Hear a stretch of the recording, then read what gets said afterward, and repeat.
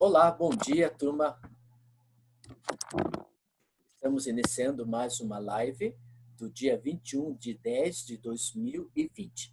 Nessa live de hoje, nós vamos fazer uma revisão geral de todas as atividades que foram dadas durante esse período, né? Que nós conversamos com vocês. Então, nós vamos trabalhar com isso. Antes de começar a nossa aula, vamos pedir a presença de Jesus através de uma oração. Oremos. Obrigado a Deus pelas bênçãos concedidas a cada aluno e que o Senhor possa estar presente conosco nessa 13ª live desse dia e que possamos entender o assunto. Fazer uma revisão geral daquilo que estudamos no capítulo número 9. Fica conosco, nos abençoe, nos proteja, nos guarde e nos ajude a termos essa manhã feliz ao seu lado. Em teu nome te pedimos, em Jesus Cristo, nosso Salvador. Amém.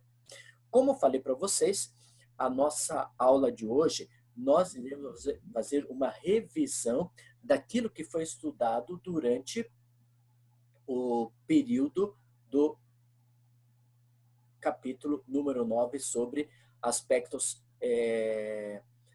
geopolíticos. E aí eu quero colocar com vocês, então, a tela de hoje para a gente trabalhar, né? Deixa eu ver a tela de hoje. Aqui já está na tela de hoje.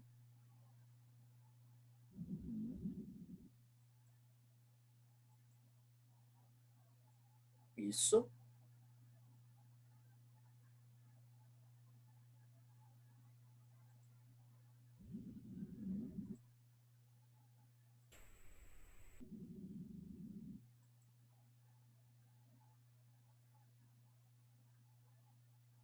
Então, capítulo número 9, páginas 170 a 194, nós iremos fazer uma revisão geral daquilo que já estudamos sobre as questões geopolíticas.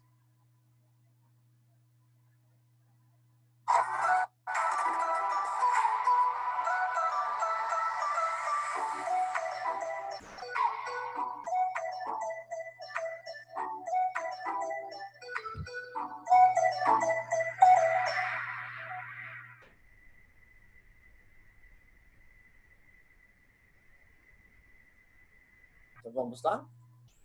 Começamos, então, a nossa atividade.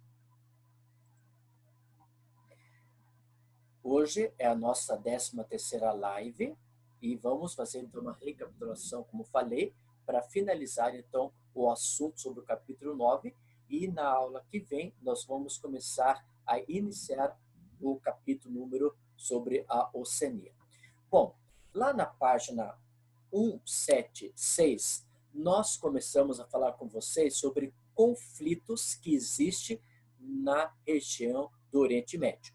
O cenário em que ocorre um dos conflitos mais duradouros da história está localizado no Oriente Médio, agora que abrange 15%, de 15% que nós podemos observar, do continente asiático e possui aproximadamente 6,6 milhões de quilômetros quadrados, divididos de maneira desigual entre os 16 países independentes que compõem o conflito que existe nessa região.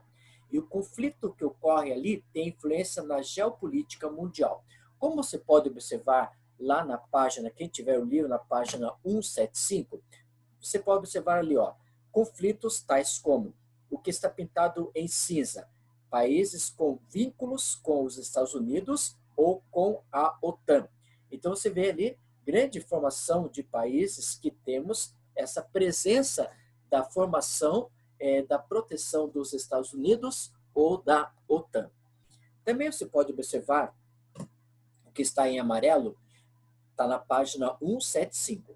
Em amarelo, eixo do mal, segundo Bush. O presidente Bush, George Bush, ele falava que Azerbaijão, Irã e Iraque, um pedaço da Armênia também, da Síria, estava num limite que ele colocou como sendo o eixo do mal. Depois você vê ali a legenda, navios de guerra e porta-aviões dos Estados Unidos e da Inglaterra.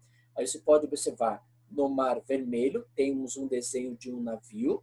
Depois nós temos lá no Golfo Pérsico e também temos no Mar Mediterrâneo.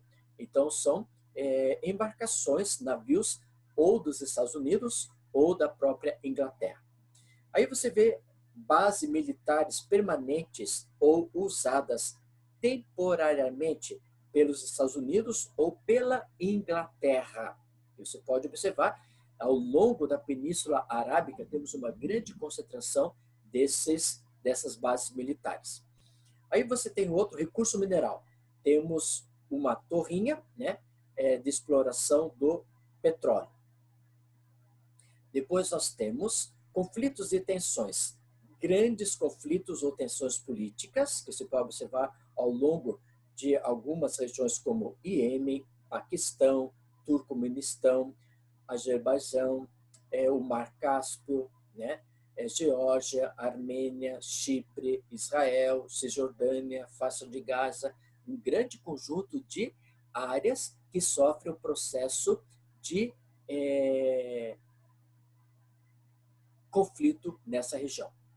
Depois nós temos as reivindicações dos curdos. Os curdos, que você pode observar no mapa, eles querem terras, por exemplo, da Turquia, da Armênia, da Síria, do Iraque, do Afeganistão, do Irã. Então, olha, toda essa área aí delimitada, eles querem pegar essas áreas para formar o que nós conhecemos as reivindicações dos curdos, que nós estudamos. Depois você vê lá a área onde mais de 60% da população é curda. E essa região você pode observar que temos lá na Armênia, na Turquia, na Síria, no Iraque, né? São regiões que os curdos estão em funcionamento. E o último, você pode observar a área controlada pela guerrilha curda, que fica ali no Iraque, né? Isso, então, nós podemos observar que são os conflitos que existem no espaço do continente asiático, principalmente na Península Arábica. E nós falamos na página 176 e 182, só relembrando aquilo que nós estudamos, nós vimos com vocês sobre o conflito pela terra Israel e Palestina. E a Palestina compõe uma estreita faixa de terra localizada ao sul do Líbano. Depois nós temos, por exemplo, o Adriano, o imperador dessa própria região. Ele expulsou os judeus da Palestina em 135 depois de Cristo. Eles se espalharam pelos países árabes e por todo o mundo. Essa dispersão que durou até 1948 ficou conhecida como diáspora judaica. Também nós falamos sobre o sionismo. O sionismo, o conflito entre árabes e judeus da Palestina, desencadeou-se no fim do século XIX, quando surgiu o sionismo. Esse movimento consistia no retorno dos judeus para a Terra Prometida, com o objetivo de formar o atual Estado de Israel. E depois também nós vimos com vocês sobre Jerusalém, que Jerusalém é considerado por grupos religiosos como sendo a cidade sagrada. Então, Jerusalém, cidade sagrada para as três grandes religiões monoteístas, tais como judaísmo, cristianismo e islamismo. E Jerusalém tem grande significado para essas crenças que se confrontam há séculos entre o mundo judaico, entre o mundo cristão e o mundo islâmico. Também nós vimos na página 178 a Guerra da Partilha. Essa Guerra da Partilha que foi em julho de 1948 e em janeiro de 1949, Israel vence 5 países, tais como o Egito, o Iraque, o Líbano, Transjordânia, que hoje era considerada a Jordânia, né? E a Síria. Também Israel vence essa guerra do Canal do Suez, o Canal do Suez que liga o Mar Mediterrâneo ao Mar Vermelho. E esse controle fez com que pudesse passar por essa região o petróleo saindo do Golfo Pérsico e indo para o continente europeu. Mas, através do Canal de Suez, ligou-se, então, o Mar Vermelho com o Mar Mediterrâneo. Também nós estudamos também sobre OLP, Organização para a Libertação da Palestina, dentro desse conflito da terra Israel e Palestina. Também nós vimos a Guerra dos 6 Dias, que foi em 1967, um conflito que durou 6 dias. Esse conflito de 6 dias fez com que a vitória ocorresse do próprio Israel. Então eles começaram domingo, segunda, terça, quarta, quinta e sexta-feira, antes do pôr do sol, Israel ele vence essa guerra, por isso foi chamado a Guerra dos 6 Dias. Também nós estudamos sobre a Guerra do Yom Kippur.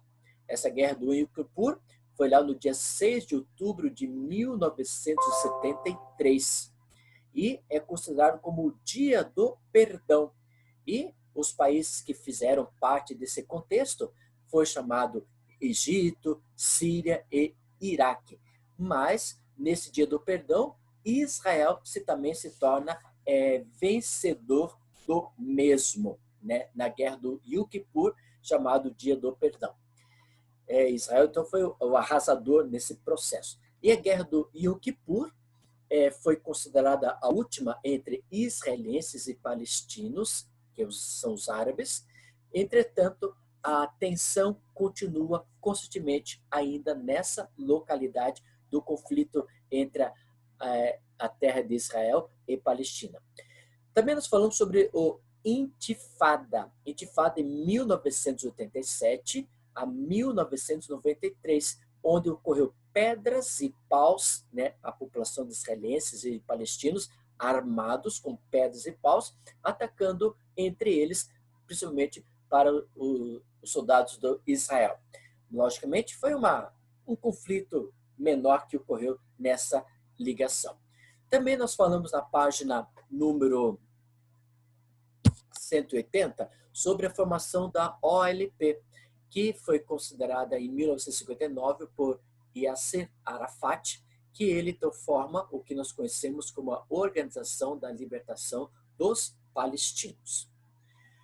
Aí também comentamos com vocês na página número 181 sobre o processo que demorou muito tempo para que Israel e Palestina conseguissem esse processo de paz. Primeiramente, nós tivemos na década de 1970, depois 1990 e o ano de 2000. Essas décadas que foram retratadas foram décadas que foram ocorridas o processo de paz no Camp David. Esse Camp David, então, foram feitos muitos estudos, muitos acordos para que pudesse conseguir a própria declaração de paz. E em 2010, na página 182, nós podemos observar que o Israel, né, e através do próprio Palestina, então a ONU reconheceu a Palestina em 2012 como Estado observador, não membro, mas de 130 países reconheceram essa soberania palestina. Então, na página 176 e 182, nós estudamos com vocês, nós estamos revisando aquilo que foi estudado do conflito entre Israel e Palestina. Esse grande conflito que existiu até o ano de 2010, que em 2010, então, a ONU reconhece essa posição. Já na página 182 e 184, como você pode observar na tela, nós também temos um outro grupo de formação. Esse grupo de formação que você pode observar é Iraque, né, a guerra de paz no Iraque. E nós podemos observar na página 182 que nos diz o seguinte: localizado em uma região de contínuos conflitos, o Iraque protagonizou, nas últimas décadas, confrontos intensos e internos e regionais, e foi invadido pelos Estados Unidos. A Guerra do Golfo e a invasão estadunidense ao território iraquiano foram acontecimentos geopolíticos que atingiram proporções em escala regional e mundial. E aí nós podemos observar a Guerra do Golfo. A Guerra do Golfo, ele, a partir de 1979, com Saddam Hussein, e Saddam Hussein, então, ele queria pegar essa parte de Kuwait. Então, o objetivo dele era liderar toda a economia, o Iraque, né, toda a economia nesses países, e principalmente Kuwait, para a exploração do petróleo. E aí surge esse grande conflito. E nós estudamos que nós temos o Iraque como sendo o primeiro produtor mundial de petróleo e exploração e exportação. Depois nós temos, em segundo lugar, o Irã e o terceiro, Kuwait. Então o Iraque queria pegar essa parte do Kuwait para ser um grande espaço de exploração e extração do petróleo. Mas Kuwait foi auxiliado via geopoliticamente pelos norte-americanos. Em agosto de 1990, o exército de Saddam Hussein conseguiu invadir Kuwait. Mas, dia 17 de janeiro e 27 de fevereiro de 1991, Saddam Hussein foi derrotado pelos norte-americanos. E aí o que acontece? O Iraque se desliga. O Iraque não tem mais aquela posição do Kuwait. Então aí ficou os três países como eram antes. Iraque, em primeiro lugar, segundo Irã e Kuwait. Porque Kuwait e Iraque tinha pego para ser uma grande potência de exploração de petróleo. Com isso, quando os Estados Unidos consegue pegar do Iraque Kuwait, né, aí os iraquianos ficaram muito tristes por essa derrota, por ser vencido pelos norte-americanos. Então eles vão à luta. Então a guerra do Iraque, após os atentados sofridos pelos Estados Unidos, em 11 de setembro de 2001, o Iraque passou a ser alvo de combate ao terrorismo. Então, como nós vimos na aula anterior, Iraque foi lá nos Estados Unidos e começou a detonar vários pontos. Nova York, áreas de parques, áreas do Pentágono, mas os Estados Unidos ele reagiu e em novembro de 2005 iniciou-se o julgamento do ditador Saddam Hussein no Tribunal Especial Iraquiano, e Saddam enfrentou acusações por crimes contra os direitos humanos e foi condenado à pena de morte. E seu enforcamento ocorreu dia 30 de dezembro de 2006. Lá na página 184 e 185, quem tiver o livro em mãos poderá observar, estudamos sobre o poder dividido no Irã. E esse poder, eles são a segunda maior potência de exploração de petróleo do mundo, né? Só que eles têm a população xiita e o governo deles até hoje é o governo dos aitolás, líderes religiosos. E eles pertencem à República Islâmica Xiita, né? E também esse poder dividido do Irã é por questões religiosas e por questões administrativas. Na Síria, nós podemos observar a guerra civil na Síria começou em março de 2011, com o desdobramento da Primavera Árabe, iniciada no norte da África. E depois foi se alastrando para vários países que fazem parte do continente norte-africano e também foi para a região da Península Arábica. E esse confronto que existiu na Síria é por questões de que o povo quer liberdade de expressão. E não tendo liberdade de expressão, o governo é ditatorial, então o governo que vai reger as leis para o próprio país, sem ter liberdade para a população de seguir os seus próprios pensamentos, as suas próprias crenças religiosas, as suas próprias culturas e por conseguir também os seus próprios empregos. Então, ainda alguns países que fizeram parte desse contexto da Primavera Árabe ainda não conseguiram sair do mundo ditatorial e ir para o mundo, por exemplo, democrático, onde tem a liberdade de expressão da população. Então, como consequência disso, a população até hoje enfrenta alguns problemas. E a Síria é um deles, que nós temos grande campo de concentração de sírios sendo refugiados pela ONU para a proteção dos mesmos. Lá na página 188, que nós 186 e 187 foram atividades que foram feitas e corrigidas num dos vídeos gravados e emitidos no YouTube. O problema da Caxemira, que você pode observar na página 188, são, por exemplo, que Caxemira está situado no norte da própria Índia, e lá nós temos o quê? Grande atividade de nascente de água.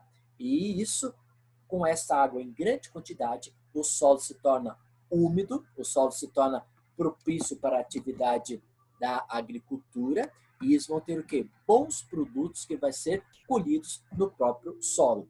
Como consequência disso, eles estão lutando, né, por esse espaço. Quem está lutando por esse espaço? A China, o Paquistão, a Índia, né? Eles pegando essa determinada região de Caxemira. E essa Caxemira é uma localidade também de questão religiosa, né? Então, o motivo de Caxemira ser um alvo de atração pelo fato de que ter nessa região localidade de água propícia, nascente, e essa água é favorável para as atividades da agricultura. Com isso, China, Paquistão e Índia querem pegar esse pedaço da Caxemira. Vimos também na página 188 até 190 conflitos no Tibete. Esses conflitos no Tibete diz o seguinte: nos últimos anos, o conflito entre a China e o Tibete foi marcado por manifestações de monges exilados nas províncias chinesas.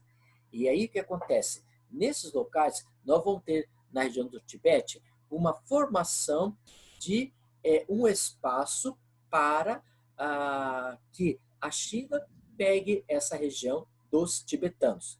E ali nós temos o comando de Dalai Lama, que ele assumiu esse processo e ele fugiu depois para a Índia. E ele falou o seguinte, que ele quer que os chineses possam preservar a cultura e a religião dos tibetanos, né? A cultura e religião dos tibetanos. Só que esse apoio ainda não teve em grande partida. E aí o que aconteceu? Os chineses, eles enviaram jovens para o Tibete para descolonizar a cultura religiosa, a cultura social dos tibetanos. E, por enquanto, ainda não teve esse desmembramento do contexto do Tibete em relação à China. Lá na página 190 e 191, nós também conversamos com vocês sobre outros conflitos que existem nessa determinada área. E nós vimos alguns outros conflitos, tais como conflitos relatados, por exemplo, a Guerra da Coreia, que foi em 1950 a 1953, e aí nessa guerra que teve entre as Coreias, ficou a Coreia do Norte, conhecida como a Coreia ditatorial, e também nós temos a região da Coreia do Sul, que é uma região democrática. Então, nesse conflito que surgiu em 1950 e 1953, a Coreia do Norte sendo liderada pelo sistema socialista, a antiga ex-URSS, e também a Coreia do Sul sendo controlada pelo sistema capitalista pelos norte-americanos. E, atualmente, o que acontece? Atualmente, a Coreia do Norte é um país fechado para o mundo todo, nessa estrutura deles, né? E também eles têm o que nós chamamos, na Coreia do Sul, a liberdade de expressão. Também nós podemos observar na página 190, outra disputa histórica foi a Guerra do Vietnã. Fala Pedro Reis, que levantou a mão. Então, professor, é que a gente tem capela agora 10h30. Isso, Eu queria saber se a gente continuava aqui ou ia para lá. Isso, faltando já 10h30, nós estamos acabando em ponto, tá bom, Pedro? Beleza, obrigado. 10h30 estão acabando certinho, tá ok? Aí nós tivemos a Guerra do Vietnã, em 1963 a 1975, que foi essa Guerra do Vietnã envolvendo Laos e Camboja. Também outro grupo que nós tivemos foi o Timor-Leste, né, que esse conflito que existiu nessa região do continente asiático. Agora,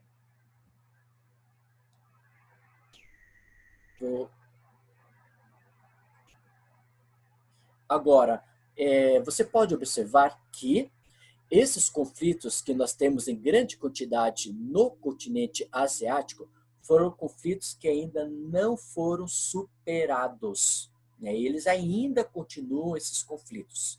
Então, nessa aula de hoje, nós fizemos uma revisão geral para adentrarmos no capítulo número 10 sobre a Oceania. E só avisando, a turma 9.1, no dia 26 de outubro, você tem tarefas para entregar. Quais são as tarefas para entregar? É relacionado ao capítulo número 10. Você vai fazer antes as atividades e depois eu vou explicando. E para a turma 9.2 e 9.3 é no dia 27, né? Então, dia 26 é segunda-feira para a turma 9.1 e 27 no turma 9.2 e 9.3, tá bom? Muito obrigado pelo seu apoio, que você tenha um dia muito feliz, que possa ter a presença de Jesus Cristo no coração. E eu vou, no dia 26 e 27, observar as suas atividades que vai estar posta na plataforma do Eclass. Vamos finalizar com uma oração. Muito obrigado a Deus pelas bênçãos concedidas a cada aluno e que o Senhor possa estar presente conosco nesse dia. Muito obrigado por tudo. Em teu nome te pedimos, em Jesus Cristo, nosso Salvador. Amém. Muito obrigado por tudo. Até o próximo encontro. Tchau, tchau. Muito obrigado. Até o próximo encontro. Tchau, tchau, tchau. Até o próximo.